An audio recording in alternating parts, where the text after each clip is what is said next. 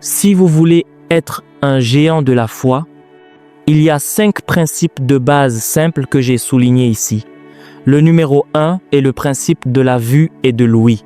La première chose que vous devez faire est de créer un cadenas très solide sur la porte de l'œil et la porte de l'oreille. Que vous le vouliez ou non, vous devenez ce que vous voyez et entendez. Il n'y a rien que vous puissiez y faire. Tout ce que vous voyez et tout ce que vous entendez, c'est ce que vous devenez. Japheth citait une écriture il y a un instant, dans 2 Corinthiens 3, 18. Je ne sais pas si c'est Japheth ou Jéphret. Il a dit « Nous tous qui le visage découvert, contemplons comme dans un miroir la gloire du Seigneur. » Il a dit que nous sommes transformés en cette image de gloire en gloire comme par l'Esprit du Dieu vivant. Le mot « transformé » ici est le mot « métamorphose ». C'est pas juste un changement de mentalité, c'est réellement une métamorphose de la même manière que l'œuf d'un papillon se transforme en une créature ailée. C'est ce qui vous arrivera quand vous voyez et entendez des choses. Après un certain temps, ce que vous deviendrez ne ressemblera plus à ce que vous étiez avant d'avoir commencé à voir et à entendre, car la vue et le son ont le pouvoir d'engendrer la métamorphose. C'est pourquoi, si vous voulez être fort dans la foi, vous devez passer maître dans le conditionnement des choses que vous voyez et des choses que vous entendez. Dans Romains 10, 17, il est dit « La foi vient de ce qu'on entend et ce qu'on entend vient de la parole du Seigneur. » Ainsi, toute personne que vous voyez remplie de foi l'est parce qu'elle n'entend que des choses qui engendrent la foi. Vous pouvez entendre ce qui crée la peur. Vous pouvez entendre ce qui crée la foi. Le choix vous appartient. Quand nous étions beaucoup plus jeunes, le diable a envoyé certains oncles. Vous savez, certains oncles sont des agents des ténèbres pour nous dire qu'il y a des esprits dans l'obscurité. Ainsi, dès qu'ils éteignent la lumière dans une pièce, vous êtes paralysé. Partout où vous regardez, c'est comme si une créature se tenait là, comme ceci. Ils nous ont appris à vivre dans la peur, jusqu'à ce que la peur devienne notre programmation. Pourtant, nous vivions dans un pays où l'on coupe le courant plus souvent qu'on ne l'a. Parfois, pendant 7 jours, ils ne mettent la lumière que pendant 5 minutes ou 10 minutes. Et je ne parle pas d'Abuja. Je parle des villages où l'on rationne l'électricité. Peut être que la lumière viendra dans votre quartier pendant 2 heures en 14 jours. Cela signifie que nous étions habitués à vivre dans l'obscurité. Alors, le soir, vous nous voyez nous cramponner à quelqu'un, non pas parce que nous voulions fraterniser, mais par peur. On ne pouvait pas être seul. La peur est devenue notre système d'exploitation. Même en grandissant, la peur nous a suivis, nous tourmentant. Les étapes que nous devions franchir dans la vie, nous ne pouvions pas les franchir. Les décisions que nous devions prendre, nous ne pouvions pas les prendre. Parce que notre système avait été reprogrammé pour vivre par la peur. Imaginez si l'on nous avait dit à 2 ans que nous pouvions chasser les démons. Imaginez si l'on nous avait dit à 5 ans que les esprits obéissent quand nous donnons des ordres. Imaginez ce que nos vies seraient devenues à un âge très précoce. Mais nous avons entendu les mauvaises choses car, de la même manière que la foi vient par l'ouïe, la peur vient aussi par l'ouïe. Vous devez décider d'entendre et de voir seulement ce qui vous fortifie. Et savez-vous autre chose? Votre psychologie est conçue pour vous protéger. Cela signifie que votre système veut entendre les mauvaises nouvelles plus qu'il ne veut entendre les bonnes. C'est pourquoi les mauvaises nouvelles deviennent facilement virales. Dès que quelque chose semble mauvais, tout votre système s'éveille. Il est conçu ainsi pour vous protéger, car si vous recevez le signal, vous pouvez vous échapper. Mais c'est aussi un grand désavantage, car vous êtes maintenant prédisposé à recevoir ce qui est négatif bien plus que ce qui est bon et percutant. Ainsi, quiconque veut marcher par la foi doit garder la porte de ses oreilles. Ne soyez pas trop enclin à entendre des choses qui vous effraient, Ne soyez pas trop enclin à entendre des choses qui vous donnent envie de faire le mal, car sous peu, vous les ferez. Vous ne pouvez pas nier ce que vous entendez et voyez. Vous devez le devenir. Il est dit que la foi vient de ce qu'on entend, et ce qu'on entend vient de la parole de Dieu. Dans Marc 5, 25 à 27, vous voyez l'histoire de la femme à la perte de sang. Vous penserez que sa solution est venue parce que Jésus-Christ avait trop d'onction. Non, je vais vous montrer le fondement de la solution de cette femme. Il est dit qu'une certaine femme qui souffrait d'une perte de sang depuis 12 ans. Verset 26, elle avait beaucoup souffert entre les mains de plusieurs médecins. Vous savez ce que cela signifie? Parfois, vous allez à l'hôpital, ils disent « Prenez un échantillon de sang ». Une infirmière va vous brusquer avec l'aiguille. Une autre fois, quelqu'un a failli gifler une infirmière. Êtes-vous étudiante? Allez-vous me déchirer la main parce que vous voulez du sang? Il l'insère, la retire, la nettoie et l'insère comme un poignard. C'est un corps humain, qu'espérez-vous? Vous savez, Méphibosheth est devenu paralysé à cause de la personne qui s'occupait de lui. Ils prennent votre argent et ensuite ils vous brutalisent avec des aiguilles. Parfois, ils viennent dire « Désolé, nous allons changer vos médicaments ». Vous direz « Lesquels? Que voulez-vous dire? Vous m'avez donné des médicaments, je les ai pris pendant 2 semaines et vous venez tout changer ?» Après avoir pris des médicaments pendant 6 mois, ils viendront vous dire « Oh, nous n'avions pas vu quelque chose pendant le diagnostic. Qu'advient-il de tous les produits chimiques que j'ai mis en moi-même? Les médecins essaient, ne vous méprenez pas, mais ce sont des hommes. Ce sont des hommes. » Ainsi, la Bible dit que cette femme a beaucoup souffert entre les mains des médecins et la Bible dit aussi qu'elle avait dépensé tout ce qu'elle possédait sans aucune amélioration, mais qu'elle allait plutôt de mal en pis. Si un démon est impliqué, un médecin ne peut rien y faire. C'est pourquoi plus de 80% des maladies dans le monde n'ont pas de remède. Ils ne font que traiter, ce qui signifie qu'ils gèrent cela pour vous. Il n'y a pas de remède pour la cécité, pas de remède pour la surdité, pas de remède pour l'hypertension artérielle, pas de remède pour le diabète, pas de remède pour l'hépatite, pas de remède pour la schizophrénie, pas de remède pour le cancer. Pendant ce temps, toute votre foi est en un médecin. Félicitations. Mais au verset 27, voici la bonne nouvelle. Ayant entendu parler de Jésus, c'est de là qu'est venue sa réponse. La raison pour laquelle cette femme a pu concevoir que si elle touchait le bord de son vêtement, elle serait guérie, c'est à cause de ce qu'elle a entendu. Si elle n'en avait pas entendu assez, elle aurait dit que Jésus devait lui imposer les mains. Si elle n'en avait pas entendu assez, elle aurait dit que Jésus devait venir chez elle. Mais d'après ce qu'elle a entendu, si ce que vous dites est vrai, je n'ai même pas besoin que cet homme sache que je suis là. Ainsi, vous pouvez porter votre foi à n'importe quel niveau en fonction de ce que vous entendez. La femme a entendu quelque chose sur Jésus et elle a dit « Non, si ces choses sont vraies, alors ce serait une perte de temps et d'énergie qu'il me voie.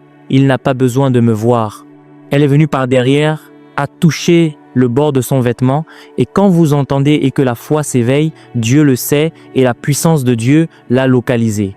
Votre propre foi peut aussi être boostée. La question est, qu'entendez-vous? La raison pour laquelle vous pensez que Jésus doit apparaître dans votre maison est due à ce que vous avez entendu. Si vous entendez assez sur Jésus, son amour, sa fidélité et sa puissance, vous serez choqué de devenir un géant de la foi. Vous n'êtes pas faible dans la foi, vous n'avez simplement pas entendu les bonnes choses.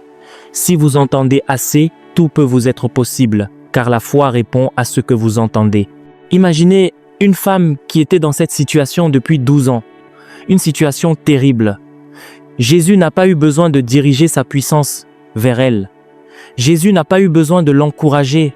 Jésus n'a pas eu besoin de savoir qu'elle était là. Jésus ne venait même pas pour elle. Jésus allait pour une autre affaire.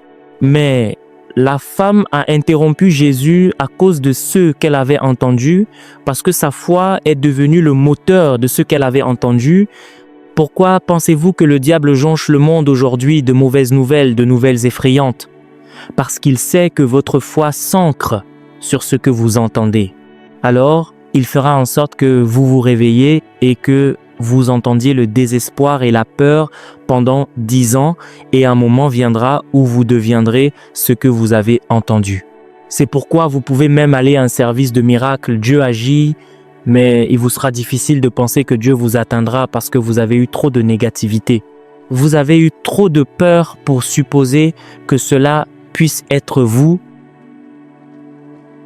Jésus est allé rassembler des pécheurs qui étaient rejetés par la société, dont personne ne pensait que quelque chose de bon puisse sortir. Il les a emmenés avec lui et il a continué à les bombarder de paroles encore et encore, et il continuait à voir le surnaturel. Pourtant, ces hommes étaient parmi les plus incrédules qui existaient. Plusieurs fois, Jésus les a regardés en disant « Hommes de peu de foi ». En fait, si vous lisez Matthieu, Jésus les a appelés « génération perverse ». Jésus était irrité par leur niveau d'incrédulité. Il les a appelés « génération perverse », gens de peu de foi, gens sans foi. Mais Jésus connaît le secret. Continuez à voir, continuez à entendre, continuez à voir, continuez à entendre. Et alors qu'il est bombardé jusqu'à un certain niveau, un point est arrivé où il est parti. Quand Jésus est parti, vous auriez pensé que c'était fini. Soudain, ces hommes se sont levés et sont devenus des géants de la foi parce que vous ne pouvez pas nier ce que vous avez vu et entendu. Jean a dit « Ce que nous avons vu et entendu, nous vous l'annonçons ». Si vous voulez que votre foi produise des résultats, s'il vous plaît, censurez ce que vous entendez et censurez ce que vous voyez. Votre vie dépend de votre foi. Regardez la vie d'Abraham. Dans Genèse chapitre 12, Abraham a rencontré Dieu et Dieu lui a promis 6 choses. Il ne pouvait pas les devenir immédiatement car cela se fait par niveau. À mesure que vous entendez, vous devez aussi progresser pour voir. Après lui avoir promis 12, si vous entendez certaines de ces promesses, vous vous demanderez pourquoi Dieu serait si généreusement disposé envers cet homme. Maintenant, l'Éternel avait dit à Abraham, « Abraham, va-t'en de ton pays, de ta patrie et de la maison de ton père vers le pays que je te montrerai. Écoutez les bénédictions, je ferai de toi une grande nation. » Ainsi, Dieu a transformé Abraham en une nation. Numéro 2, « Je te bénirai », ce qui signifie « Je te donnerai le pouvoir de prospérer », car le mot « bénir » signifie « habilité à prospérer ». Ainsi, tout ce qu'Abraham touche doit fonctionner. Si votre entreprise échoue, faites d'Abraham un membre du conseil d'administration. Dès qu'il fait partie de cette affaire, l'entreprise commencera à fonctionner. Il a le pouvoir de faire prospérer les choses. Numéro 3, Dieu a dit, « Je rendrai ton nom grand ». Donc, si vous allez quelque part et que vous êtes rejeté, dites-leur, c'est Abraham qui m'envoie. Si vous ajoutez le nom d'Abraham, la porte doit s'ouvrir. Je rendrai ton nom grand, et cela ne s'est pas arrêté là. Tu seras une source de bénédiction.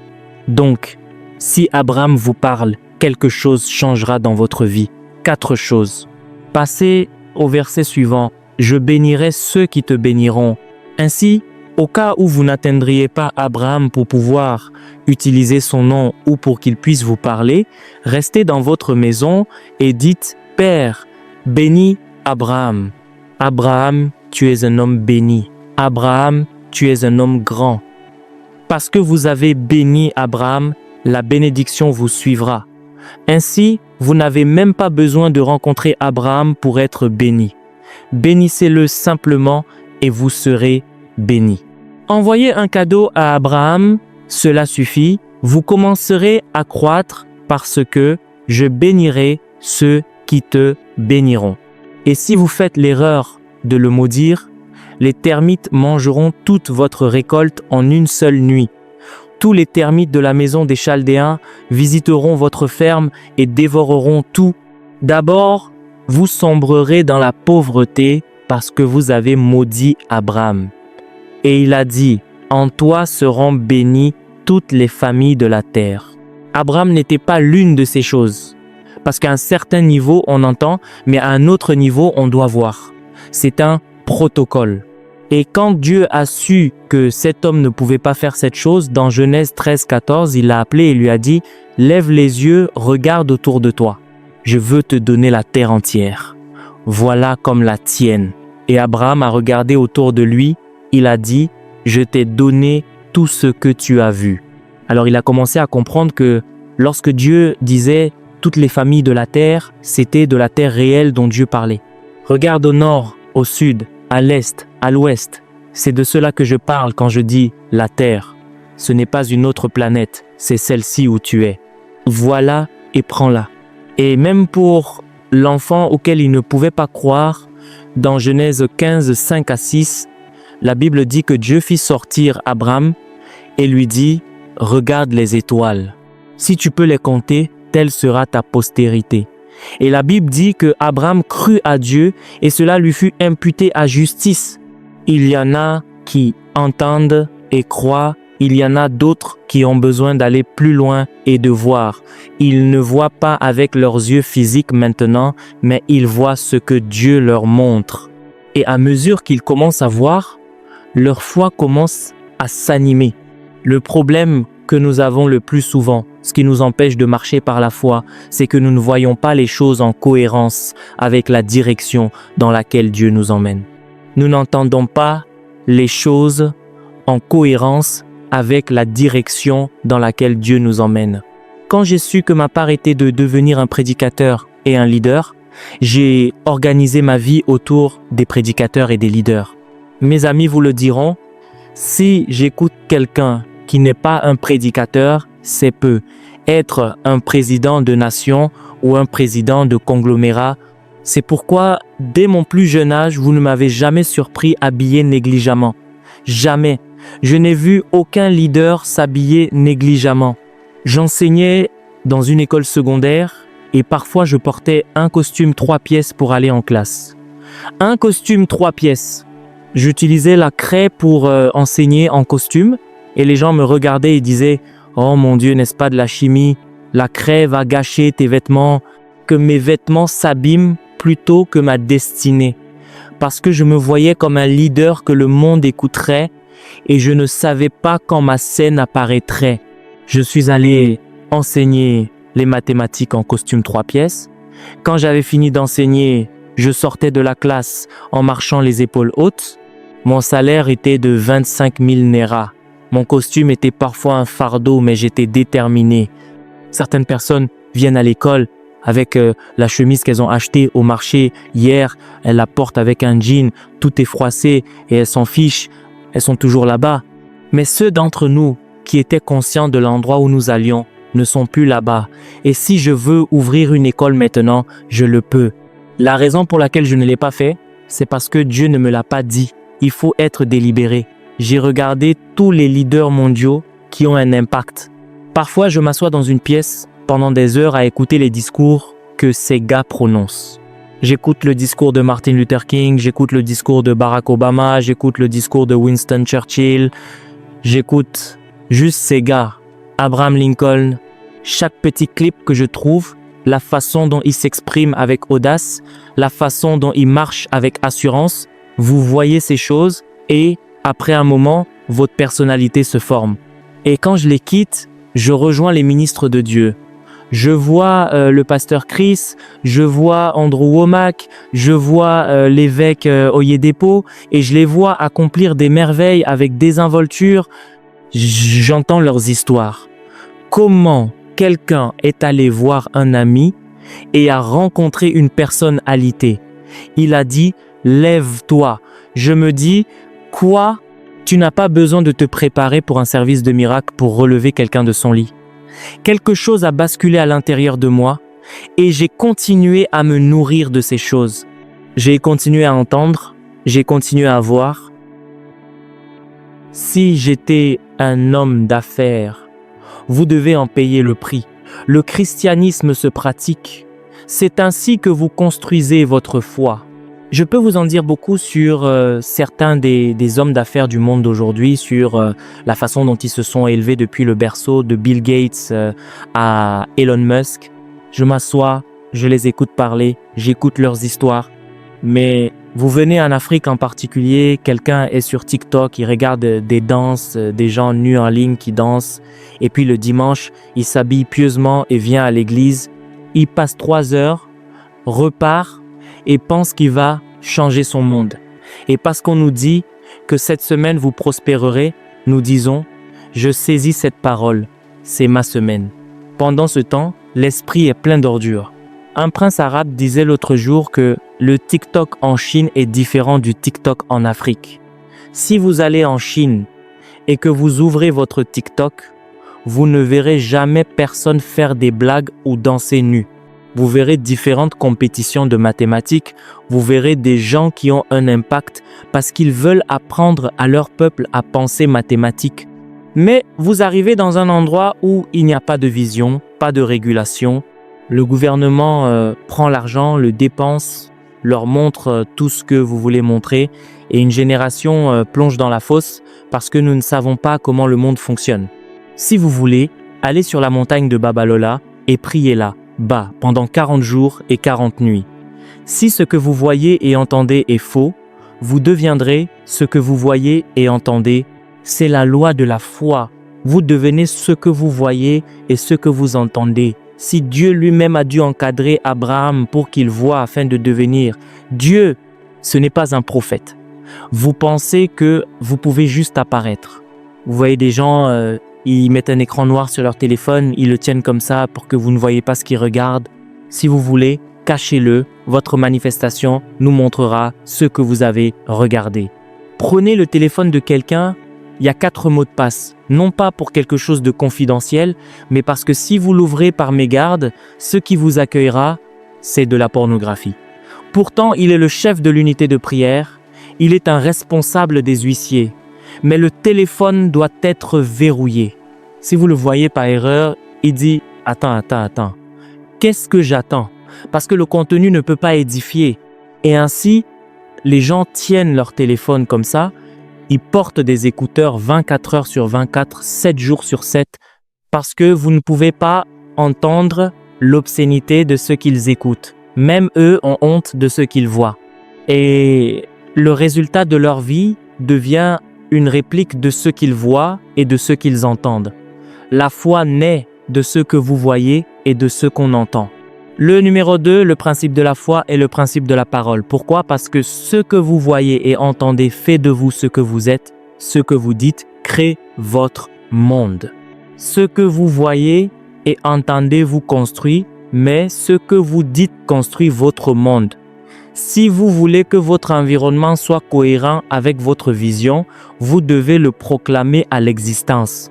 Remarquez que dans Genèse chapitre 1 verset 2, quand le monde était dans le chaos, l'Esprit de Dieu se mouvait, mais rien ne se passait. Ainsi, vous pouvez tomber sous l'onction, soit quand vous priez, soit quand on prie à l'église. Vous vous relèverez de là et resterez le même. La seule chose qui a le pouvoir de reconstruire votre monde, ce sont les paroles que vous prononcez ou les paroles prononcées sur vous. C'est pourquoi vous devez devenir prudent. Écoutez, quand vous devenez mature, vous découvrez les choses qui fonctionnent et vous les poursuivez. Ce sont les jeunes qui sont excessivement émotionnels. Cela ne sert à rien de venir à un service, de tomber, de rouler par terre, de pleurer, si vous n'avez saisi aucune parole et que vous n'avez prononcé aucune parole dans cette atmosphère. Vous vous levez et vous rentrez chez vous. Quand vous aurez fini de savourer ce sentiment de bien-être, votre vie reviendra au statu quo. Quand vous commencez à grandir, dès que le Saint-Esprit commence à se mouvoir, vous commencez à parler. Que ce soit dans votre chambre ou dans un service, que l'homme enseigne ou qu'il prie, et que vous voyez le Saint-Esprit commencer à se mouvoir, soit dans votre cœur, soit dans l'atmosphère, immédiatement, vous n'avez pas de temps pour les s'imagrer rapidement. Si vous savez que vous ne pouvez pas vous en souvenir, écrivez-les, sortez-les et commencez à les lire. Je décrète sur cette entreprise de coiffure. Au nom de Jésus, tu prospères. Je décrète sur cette condition de visa. Les portes des nations sont ouvertes. Je décrète sur ma santé. Cancer, meurt. Hépatite, meurt. Hypertension, meurt. Car quand l'esprit se meurt, c'est là que vous parlez. Ainsi, la raison pour laquelle nous prions, la raison pour laquelle nous adorons, c'est pour que les eaux puissent être agitées. Fertilisons cela avec des paroles, car la foi répond aux déclarations. Et ces choses sont des principes. Les anciens le savent, c'est pourquoi ils sont délibérés à ce sujet. C'est pourquoi vous voyez que la plupart de ces hommes passent plus de temps à déclarer. N'avez-vous pas entendu ce que Paul a dit? Il a dit que lorsque vous vous rassemblez et que vous parlez en langue, il a dit que quelqu'un interprète. Il a dit que c'est alors que cela édifiera l'assemblée. Sinon, prophétiser, il a dit d'essayer autant que possible de prophétiser davantage, parce que c'est ainsi que vous créez votre monde. Donc, pour ceux qui ont l'intelligence, quand vous passez du temps à prier, assurez-vous d'équilibrer cela en faisant des déclarations. Des gens s'allongent, pleurent pendant 2 heures, se réveillent, s'essuient les yeux et s'en vont. Ils ne savent pas pourquoi ils n'avancent pas. Ils prient en langue pendant 3 heures et quand ils ont fini, ils partent. Si vous avez créé une atmosphère pendant 5 heures, vous ne devez pas laisser cette atmosphère s'évaporer sans l'imprégner de prophétie avant de partir. Vous dites, j'ai abattu 5 heures. Vous êtes un bébé. Si vous priez en langue pendant 5 heures, vous devriez prophétiser pendant au moins 1 heure. Assurez-vous que la bande passante de cette atmosphère soit pleinement utilisée avant de vous en aller. Parce que la façon dont la foi fonctionne, c'est que votre monde est créé par ce que vous dites. Si vous ne le dites pas, vous ne le verrez pas. Écoutez ce que Paul a dit dans 2 Corinthiens 4, 13. Il a dit, selon qu'il est écrit, j'ai cru, c'est pourquoi j'ai parlé. Il a dit que nous avons le même esprit de foi, nous croyons et c'est pourquoi nous parlons. Que disait-il? Descendez au verset 17 et écoutez ce que Paul disait. Ces gars sont des hommes sages. Vous pensez qu'ils plaisantent? Au verset 15, il a dit que bien que l'homme extérieur périsse, l'homme intérieur se renouvelle de jour en jour. Au verset 17, il a dit, nos légères afflictions ne sont que pour un moment, mais elles produisent pour nous un poids éternel de gloire. Pourquoi? Parce que nous ne regardons pas aux choses qui sont temporelles, mais aux choses qui sont éternelles. L'homme savait comment cela fonctionne. Donc, quand il a dit « nous parlons », il créait son monde. C'est pourquoi je vous ai cité Romains 10, 6. Il a dit que la justice qui vient de la foi parle ainsi. Il doit y avoir une parole quand la foi est impliquée. Mais beaucoup ne sont pas conscients. Vérifiez leur vie. 90% de tout ce qu'ils ont dit est négatif et mauvais. Et c'est pourquoi le résultat de leur vie devient négatif. Votre manifestation et votre expérience présente sont une agrégation de vos communications passées. Vous êtes exactement là où vous avez prophétisé. Vous n'avez rien manqué. Cette vie que vous vivez maintenant est un résumé. C'est le bulletin de notes de ce que vous avez dit ces 10 dernières années. Votre expérience présente est un bulletin de notes de l'agrégation de vos paroles. Et si vous espérez avoir un meilleur lendemain, mieux vaut le proclamer maintenant. Si vous ne le dites pas, vous ne le verrez pas. La Bible dit que Dieu a dit que la lumière soit et la lumière fut. Et Dieu vit que cela était bon. S'il ne l'avait pas dit, il ne l'aurait pas vu. C'est un principe de foi. C'est pourquoi, quand vous dites aux chrétiens, entendez la bonne chose, dites la bonne chose, ils pensent que vous êtes religieux. Non, cette chose est un principe. Même les gens du monde le savent. Vous ne surprendrez jamais aucune entité mondiale vous dit qu'elle échouera. Même quand ça ne marche pas, ils vous disent « Détendez-vous, tout va bien ». Ils ne savent pas ce qui va arriver, mais ils savent que si quelque chose de bon doit arriver, ils doivent le proclamer. Dans Job 22, 29, il est dit « Quand les hommes seront abattus ». Il n'est pas dit que les hommes disent qu'ils sont abattus, les hommes sont réellement abattus. Il n'est pas dit « Lève-toi » parce que si tu te lèves, tu tomberas. C'est pourquoi Jésus a dit qu'il vous tiendrait pour responsable, car nous sommes tous co-créateurs avec Dieu. Il nous a créés à son image. Donc ce que nous disons s'accomplit. C'est pourquoi Dieu met en garde contre les paroles vaines. Le mot vaine utilisé dans cette écriture est argot rhéma. ce qui signifie une parole négative ou improductive. Quand vous dites des choses négatives ou inutiles, Dieu dit qu'il vous en tiendra pour responsable, car la raison pour laquelle votre vie et votre environnement sont ainsi est que vous les avez instaurés par vos paroles. L'Écriture dit, quand les hommes seront abattus, tu diras, il y a un relèvement. Il est dit que nul à Sion ne dise, je suis malade. C'est pas parce qu'il n'y a pas de malade à Sion, c'est un refus de laisser les faits vous dominer. Quand vous êtes malade, cela ne signifie pas nier la réalité, mais dire, par ces meurtrissures, je suis guéri. Vous proclamez ce que vous voulez voir. C'est un principe de foi. Si l'entreprise échoue, vous décrétez par la puissance du Saint-Esprit qu'elle fonctionne. Dans la Genèse, Dieu a vu les ténèbres, mais il ne s'est intéressé qu'à la lumière. Il a dit que la lumière soit. Il a continué à dire ce qu'il voulait voir et le monde a été reconstruit. Le problème des chrétiens est qu'ils passent leur temps à confesser leur douleur. Si vous dites que vous l'avez, qui peut vous l'enlever? Nous ne vous enseignons pas à nier la douleur, mais à vivre au-dessus d'elle par la parole. Ce principe simple doit être appliqué toute votre vie, pas seulement à l'église. Le juste vivra par la foi dans sa chambre, à son travail, avec ses amis. Dans Romains 4, 10 à 9, il est dit que Abraham a refusé de considérer la stérilité de Sarah. Il n'a pas douté, il a été fortifié dans la foi. Comment? En rendant gloire à Dieu.